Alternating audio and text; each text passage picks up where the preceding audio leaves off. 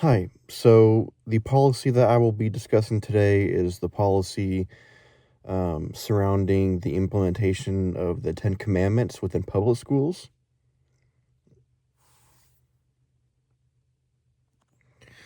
Now, I thought this policy topic was interesting because the First Amendment's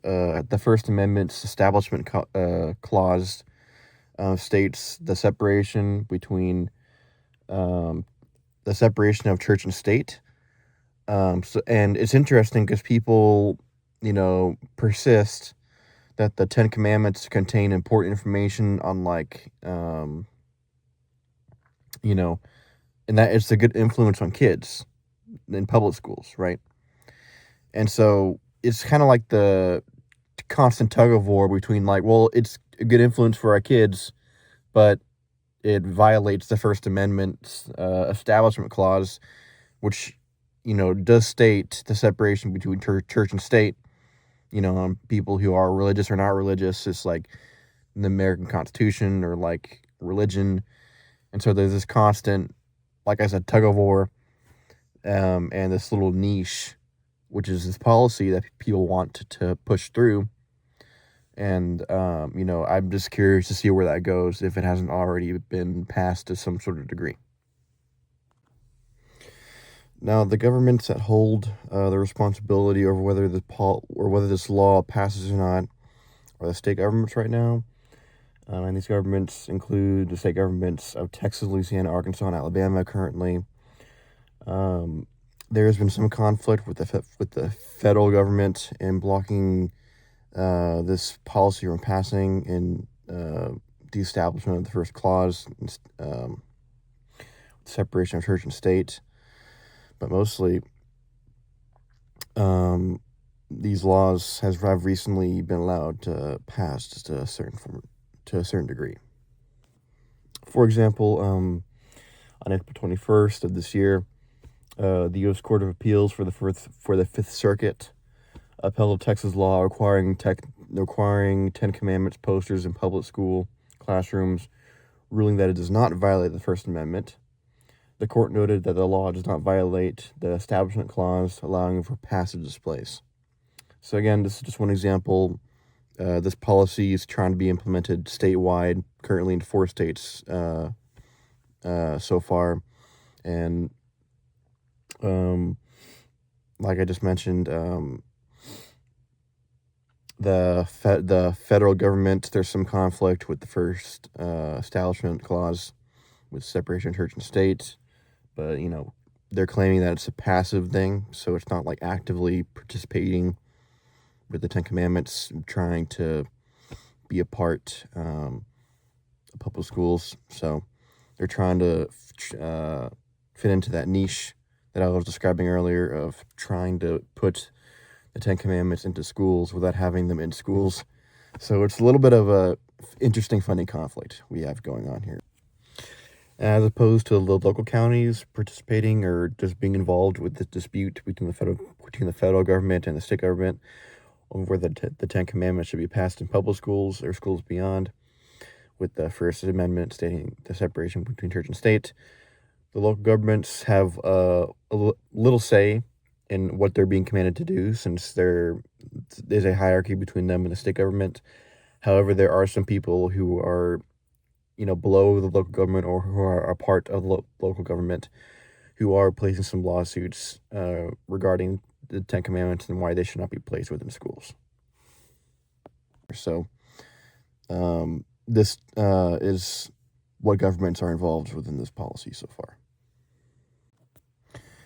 Now, regarding this policy that is trying to get put through, Representative James Tallarico noted in an effort, to highlight legislative hypocrisy, that the Ten Commandments forbid to work on that day, on the Jewish Sabbath day, which the bill preliminary passed the House 88-49.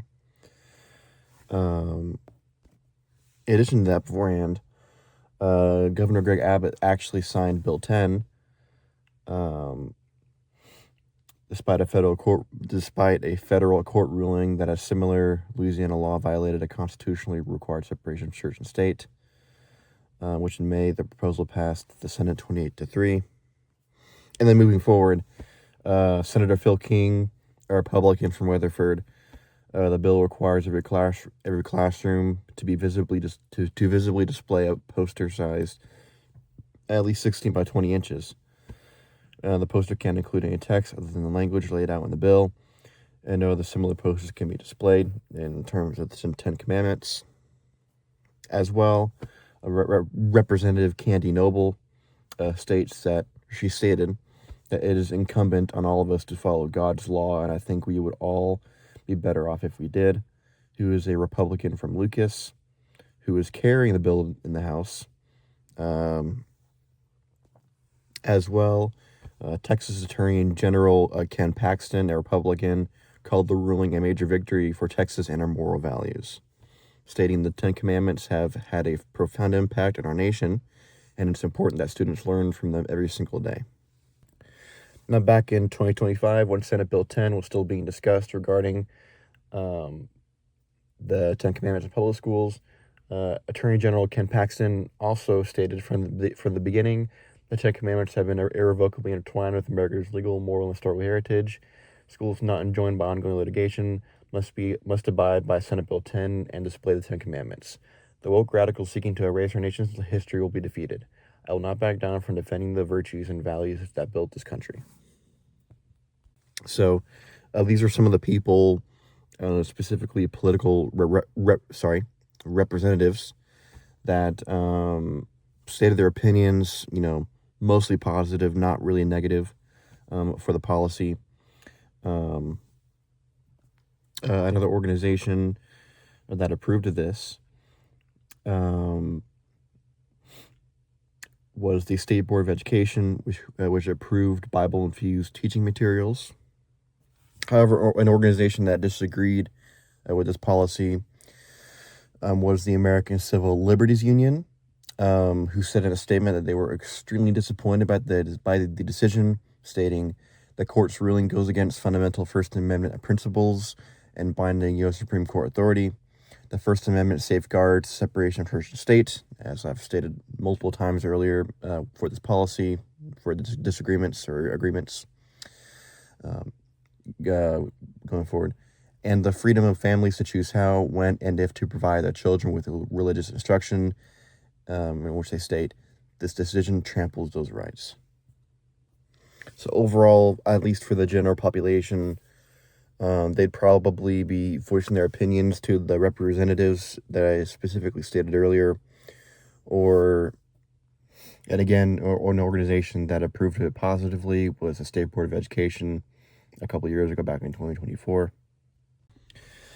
Now, speaking of people who are not representatives of the state of Texas or beyond, like Robert Tuttle, a professor of religion and law at George Washington University, said allowing a private individual to pray is different from displaying the Ten Commandments in the classroom. Who said the constant presence of a sacred text in that room or in the room with them is effectively telling them, hey, these are things you should read and obey. That's not the state's job to do religious instruction. However, on the other side of things, Clay Robinson, a spokesperson, said public schools are not supposed to be Sunday school, so he opposes this policy that's trying to be put through. And again, just another example, if not previously aforementioned, Tallarico, who's studying to become a minister, raised concerns on the House floor, discussions Wednesday, that the First Amendment forbids imposing a state-sponsored religion.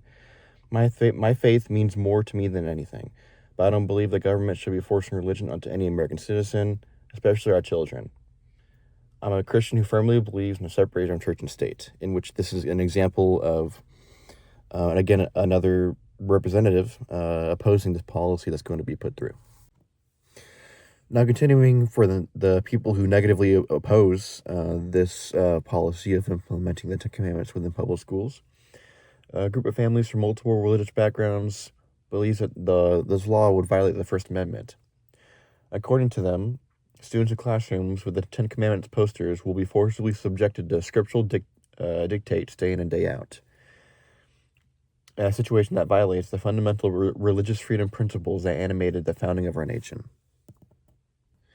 Now, as well, the Texas challengers, as well as the families in Arkansas and Louisiana, drew on a case from 1980, Stone versus Graham, in which the Supreme Court ruled in an unsigned decision that a Kentucky statute requiring a copy of the Ten Commandments to be hung in every public school classroom violated the Establishment Clause. Now, that 5-4 opinion in Stone versus Graham centered on what's known today as the Lemon Test, which came from a 1971 ruling, Lemon v. Kurtzman, which considered how to determine whether a state statute violates the Establishment Clause. In that case, the court outlined a three-part test. First, a statute had to be found to have a secular purpose. Second, the statute could not promote or restrict religious beliefs or practices. And third, the statute cannot further or cannot foster excessive church-state entanglement, an admittedly nebulous standard. In Stone, the majority determined Kentucky's law violated the first prong, since the preeminent purpose of posting the Ten Commandments was plainly religious in nature. Even if Kentucky lawmakers claimed they were celebrating the Ten Commandments as historical rather than religious value. As the court wrote, the Ten Commandments are undeniably a sacred text in the Jewish and Christian faiths, and no legislative recitation of a supposed secular purpose can blind us to that fact. The commandments do not confine themselves to arguably secular material, such as honoring one's parents, killing or murder, adultery, stealing, false witness, and covetousness. Rather, the first part of the commandments concerns the religious duties of believers, worshiping the Lord God alone, avoiding idolatry, not using the Lord's name in vain, and observing the Sabbath day. In the 45 years since that decision was released, the content of the Ten Commandments hasn't changed, but the Supreme Court's approach to this Establishment Clause has. Now, in the United States, in the court, in an opinion by the then Chief Justice William Rehnquist, acknowledged that the Ten Commandments are religious. They were so viewed at their inception and so remain. The monument, therefore, has religious significance. But Moses was a lawgiver as well as a religious leader, and the Ten Commandments have an undeniable historical meaning, as the foregoing examples demonstrate. Simply having a religious context or content or promoting a message consistent with a religious doctrine does not run afoul of the Establishment Clause.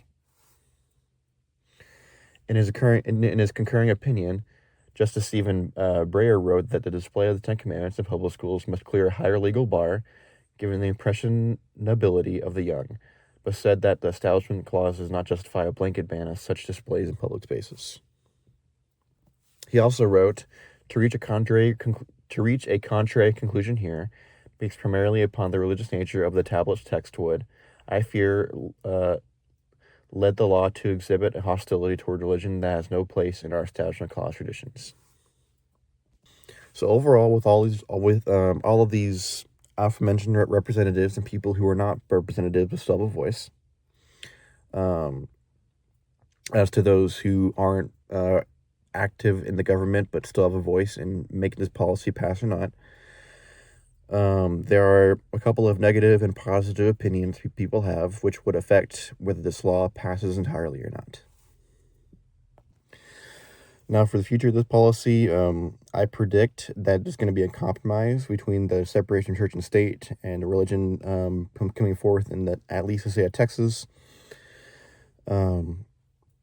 And then I think it was, even to begin with, when the First Amendment stating that there has to be a separation between church and state, I thought that was a little bit unfair. I was like, well, that's probably going to get repealed later to some kind of degree because of how many Christians are even, in the world or even in the United States or in the state of Texas. So I think this cross-section or this intersection has been inevitable for a long time, and that the separation between church and state clause will be broken to some degree, especially nowadays, which this only being present through about a year and a half or a couple of years of negotiations, probably even more than that, historically.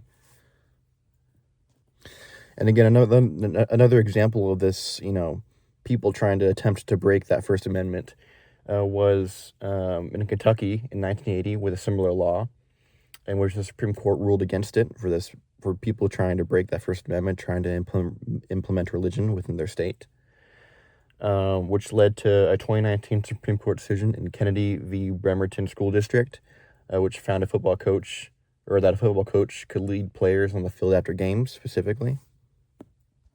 So again, with all these examples that I've stated, with all the people that I've stated within this policy case study that I've previously been talking about over the past couple of minutes, I think there's going to be a firm intersection or crossroads where they're going to have to make a decision one way or another to either allow religion to be a little bit more present within the United States of America or in specific states, or they're going to make it take longer for that inevitable cross-section to be passed in the first place. So for the future, I think either religion is going to be more present now or it's going to be more present later, but I do think it's inevitable that religion, specifically in this case Christianity, is going to be more present in our everyday lives going forward, at least legally.